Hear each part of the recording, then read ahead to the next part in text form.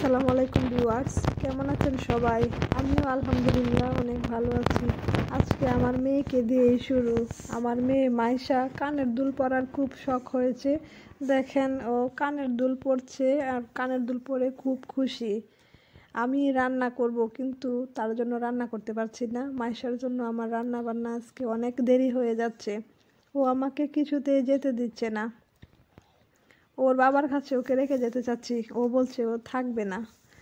আজকে আমি রান্না করব হচ্ছে পালং শাক ভাজবো আর নতুন আলু দিয়ে টমেটো দিয়ে কাতলা মাছের ঝোল।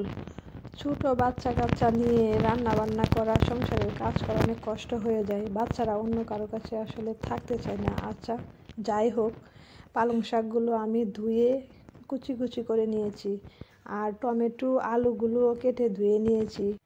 শীতকালে অনেক নতুন নতুন সবজি পাওয়া যায়। নতুন সবজিগুলো রান্না করতে আমার খুব ভালো লাগে, খেতেও ভালো লাগে। আমি তরকারি মাছ দিয়ে রান্না করব, তাই মাছগুলো মশলা দিয়ে মেখে ভেজে নিচ্ছি। আমি খুব অল্প মশলায় তরকারি রান্না করছি। এখানে আমি বেশি মশলা ইউজ করিনি। দিয়েছি মরিচের গুঁড়ো, হলুদ গুঁড়ো এবং ধনিয়া গুঁড়ো দিয়ে মশলাগুলো তেলের মধ্যে কষিয়ে নিচ্ছি। মশলা যত ভালোভাবে কষানো হবে তরকারি তত বেশি খেতে ভালো লাগবে। আমি কেটে রাখা আলুগুলো মশলায় দিয়ে কষিয়ে নিচ্ছি। মশলার সাথে আলুগুলো নেড়ে চেড়ে দিচ্ছি। তারপর ঢাকনা দিয়ে ঢেকে দিব।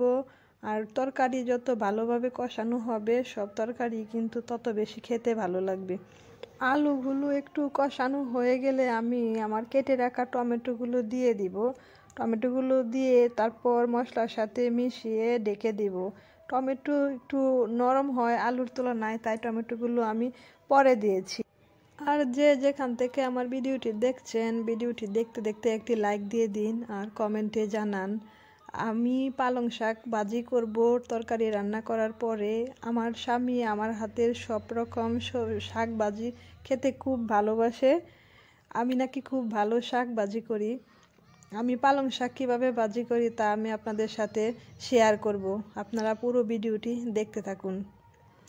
আমি তরকারিতে মাছ দিয়ে দিয়েছি, টমেটো আলু কষানো হয়ে গিয়েছে। এখন আলতোভাবে নেড়ে চেড়ে দিচ্ছি। বেশি জোরে নেড়ে চেড়ে দিলে মাছগুলো ভেঙে টুকরো টুকরো হয়ে যাবে, তাই খুব জোরে নাড়াচাড়া করা যাবে না। টমেটোগুলো এখন বেশ খানিকটা নরম হয়ে গিয়েছে। আমি টমেটোর তরকারিতে এখন দিয়ে দিব ঝোল, তাই আমি দেখেন পানি দিয়ে দিচ্ছি।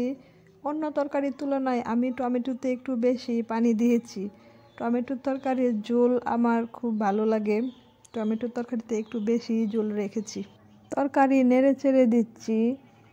টমেটোর তরকারিতে মরিচ গুঁড়ো বেশি দিলে খেতে ভালো লাগে না, খুব বেশি ঝাল হয়ে যায়। তাই এখন দিয়ে দিচ্ছি কয়েক টুকরা কাঁচামরিচ। কাঁচামরিচ দিয়ে তরকারি ঢেকে দিয়ে দিব, তারপর জাল করে তরকারি নামিয়ে নেব। আস্তে আস্তে দেখেন আমার তরকারির ঝোলগুলো কিন্তু শুকিয়ে যাচ্ছে। আমি এত ঝোল রাখবো না, আর একটু কমিয়ে নিব, তারপর তরকারি নামিয়ে নিব। তরকারি জাল করতে করতে আমি অন্য কাজগুলো গুছিয়ে নিচ্ছি। পালং শাকের জন্য পেঁয়াজ রসুন কুচি কুচি করছি, কাঁচামরিচ কুচি করছি। তারপর বারবার মেয়ে ডিস্টার্ব করছে তার বাবাকে, মেয়ের আবদারগুলো পূরণ করছি। আমার তরকারি রান্না কিন্তু শেষ। দেখুন আমি ঝোল কিন্তু অনেকটাই কমিয়ে নিয়েছি। এখন ভাজি করব পালং শাক, তাই কড়াই বসিয়ে দিয়েছি। কড়াইতে আমি সরিষার তেল দিয়ে দিয়েছি। আপনারা যে যেই তেল খান পছন্দ করেন সেইটাই দিবেন। তেলের পরিমাণটা শাক ভাজিতে একটু বেশি দিলে ভালো হয়, শাক ভাজির স্বাদটা অনেকটাই ভালো লাগে। আমি রসুন কুচি, পেঁয়াজ কুচি সাথে কাঁচামরিচ ফালি করে দিয়ে ভেজে নিচ্ছি।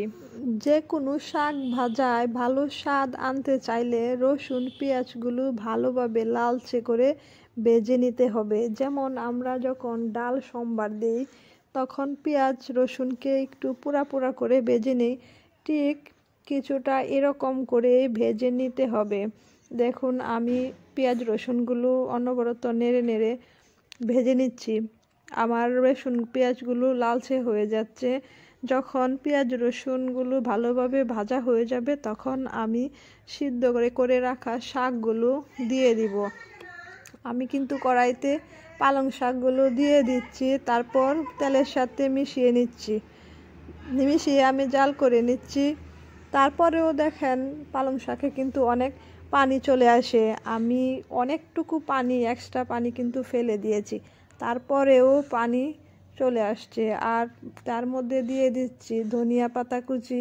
যে কোনো ভাজিতে কিংবা ভর্তায় ধনিয়া পাতা কিন্তু অনেকটাই স্বাদ পরিবর্তন করে। ধনিয়া পাতার যে ফ্লেভার, এই ফ্লেভারটা কিন্তু ভর্তায় কিংবা ভাজিতে খুবই ভালো লাগে। স্বাদ মতো লবণ দিয়ে পানি শুকিয়ে শাক ভালোভাবে ভেজে নিয়েছি। আর আমার ভিডিওটি যদি আপনাদের ভালো লেগে থাকে তাহলে চ্যানেলটিকে সাবস্ক্রাইব করে পাশে থাকা বেল আইকনটি প্রেস করে সাথেই থাকুন। ধন্যবাদ সবাইকে।